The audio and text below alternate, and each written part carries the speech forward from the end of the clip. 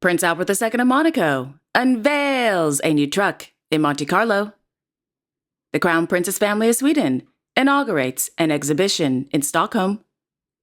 The hereditary Grand Ducal family of Luxembourg preside over a naming ceremony in Shet Range. And the Royal Court of Bhutan releases new portraits of Queen Jetsun of Bhutan. All this and much more coming up next on your Royal Daily News.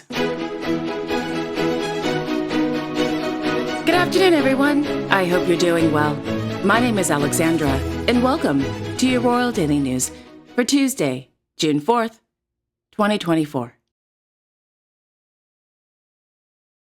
On Monday, the Royal Court of Bhutan released two new portraits of Her Majesty Queen Jetsun of Bhutan on the occasion of her 34th birthday. The portraits, which also feature her daughter, Her Royal Highness Princess Sonam Yangden of Bhutan, and the family dog, were taken in the gardens at Lankana Palace in Thimphu.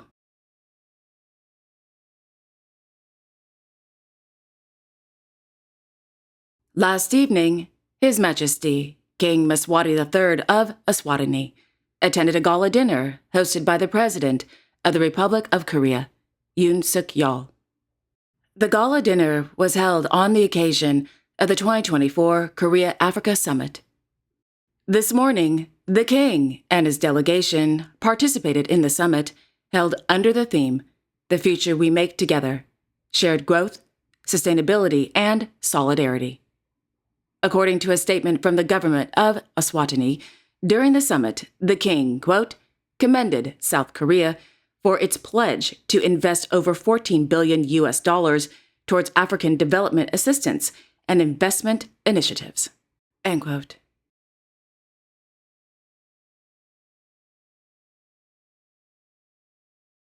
In Amman, the Department of Royal Protocol at the Royal Hashemite Court announced that His Majesty King Abdullah II of Jordan's Silver Jubilee celebrations will take place on Sunday, June 9th. The event will feature, quote, segments highlighting Jordan's achievements over the past 25 years and emphasizing Jordanians' commitment to carrying on with modernization and progress to build on what has been achieved throughout a journey of prosperity and resilience, end quote. Yay, another Jubilee celebration. It's going to be fun. I'm looking forward to it.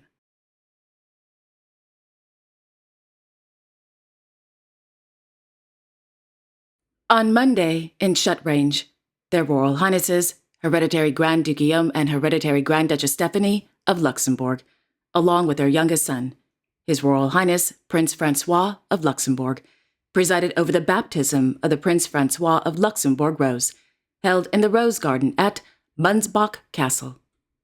According to the Cour Grand Ducal, it has been a tradition since 1891 for members of the Grand Ducal family to have a rose named after them. Quote, the Grand Duchy, formerly known as the Land of Roses, was widely recognized for its exceptional rose heritage until the First World War. The Letzeburger Rose Friends Association thus strives to maintain this perennial tradition. End quote.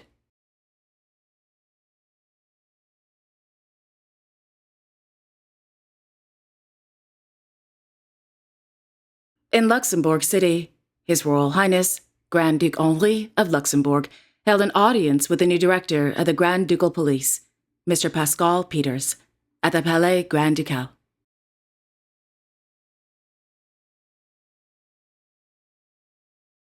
Meanwhile, in Dudelange, His Royal Highness Hereditary Grand Duke Guillaume of Luxembourg, as honorary president of the Kreitzberg Foundation, presided over the presentation of certificates to, quote, 5 individuals with disabilities who have completed preparatory training for the job market.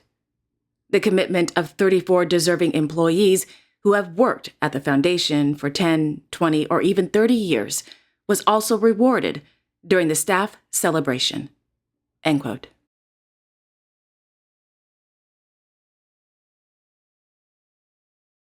In Bygdøy, Her Royal Highness Crown Princess Mette-Marit of Norway laid the first foundation stone for the new Museum of the Viking Age. According to a statement from the Royal Court of Norway, the Viking Age is a pivotal period in Norwegian history. There has always been significant interest in Viking ships and other artifacts from this era, dating back to the excavations in the 19th and 20th centuries. Quote, "The new Viking Age museum will be 3 times as large as the old museum, the Viking Ship House. In total, the new museum is 13,000 square meters and is being built as an extension of the old building. The conditions for the ships in the old museum building are not good enough, but a new climate-controlled building with new support systems will secure the unique objects for the present and for the future." End quote. The Museum of the Viking Age is scheduled to open sometime in 2027. I'm looking forward to this new museum. I think it's going to be fantastic. I can't wait to visit. I have a passion for the history of the Vikings and Norse mythology, as well as Celtic and Greek. But Norse mythology, love it. A couple years ago, I read 2 books, the Poetic Edda and the Prose Edda. Highly recommend them.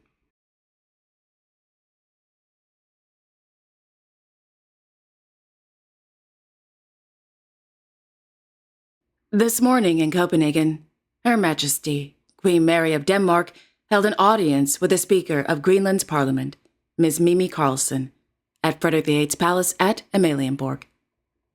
During the meeting, Ms. Karlsson presented the Greenland Self-Government's Gold Merit Medal to the Queen. According to the Royal Court of Denmark, the Queen received the medal in, quote, "recognition of her long-standing commitment to the social conditions of children and young people in Greenland." The medal is available in 2 grades, silver and gold. On the front, there's an upright polar bear from the coat of arms of Greenland. On the back, there is a yellow Arctic poppy, and above this, the Greenlandic inscription, Nersanat. The medal is worn on a ribbon in the colors of the Greenlandic flag. End quote.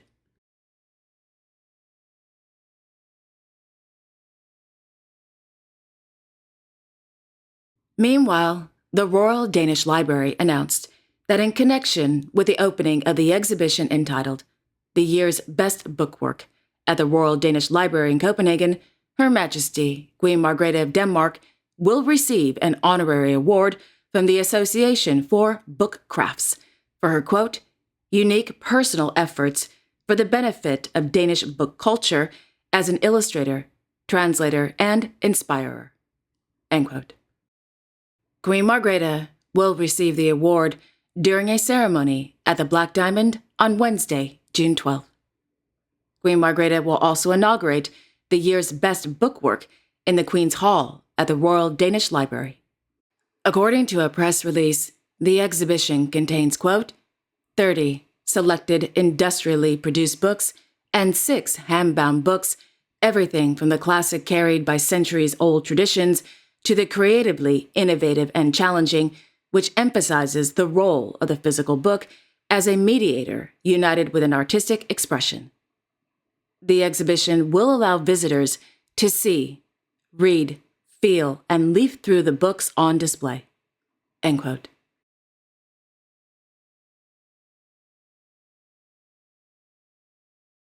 On Monday, Her Royal Highness, Crown Princess Victoria of Sweden, and His Royal Highness, Prince Oscar of Sweden, presided over the inauguration of the exhibition entitled World of Water at the Swedish Museum of Natural History.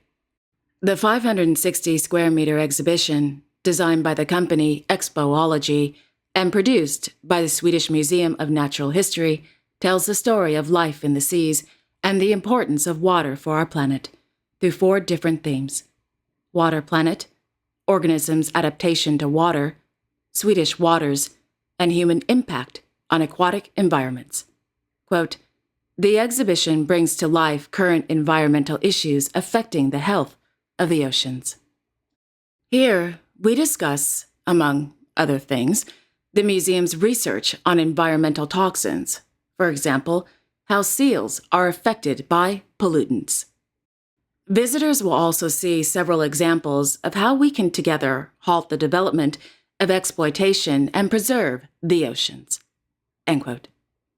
During the inauguration, the Crown Princess gave a speech stating, quote, "As climate change becomes more apparent, it has begun to dawn on many of us that we need to be careful about our water. Knowledge is a key to action that leads to change. That is why your exhibition is so important." End quote. Very true.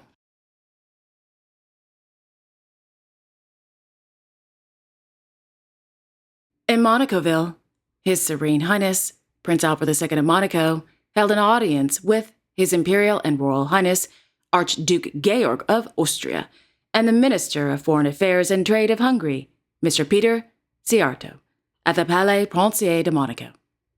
Earlier in the day, the Archduke and the Minister presided over the inauguration of the new premises of the Consulate of Hungary in the Principality of Monaco.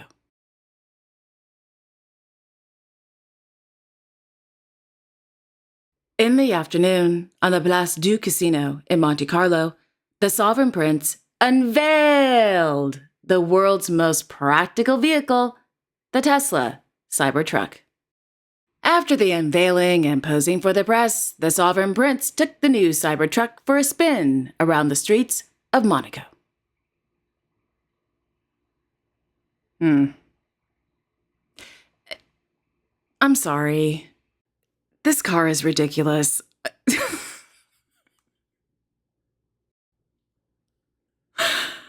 Oh, heavens to Betsy.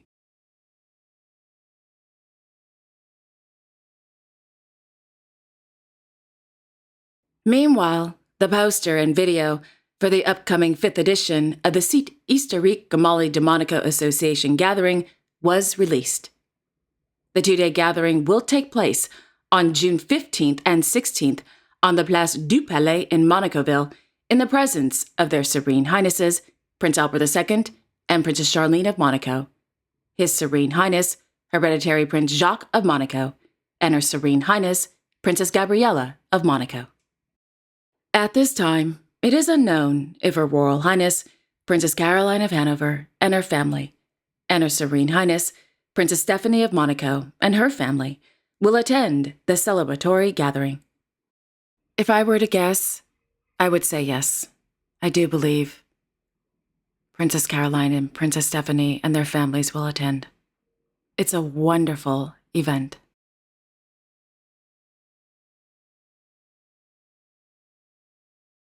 And finally, His Majesty, King Felipe VI of Spain, chaired the meeting of the Presidencias de Asociaciones de Universidades del Espacio Ibero-Americano at the Instituto Cervantes in Madrid.